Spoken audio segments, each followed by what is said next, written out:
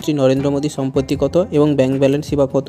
প্রধানমন্ত্রী নরেন্দ্র মোদী 2014 সাল থেকে ভারতের প্রধানমন্ত্রী হন। তার আগে তিনি গুজরাটের মুখ্যমন্ত্রী পদে নিযুক্ত ছিলেন। 2017 সালে প্রধানমন্ত্রীর সম্পত্তির পরিমাণ ছিল 14 লক্ষ টাকা। 2021 সালে তা বেড়ে দাঁড়ায় 1,97,68,885 টাকা। 2022-23 অর্থবর্ষে তার সম্পত্তির পরিমাণ 2,23,00,000 টাকা। এছাড়া মোদিজির কাছে 4টি সোনার আংটি রয়েছে, যার বাজার মূল্য 1,73,000 টাকা। গান্ধীনগরে রয়েছে একটি নিজস্ব জমি, যার বাজার মূল্য 1,10,00,000 টাকা। এবার আসি ব্যাংক ব্যালেন্সে। 2021 সালে 31 মার্চ পর্যন্ত মোদির ব্যাংকে ছিল 1,52,480 টাকা। বর্তমানে তার ব্যাংকে রয়েছে 21,33,226 টাকা।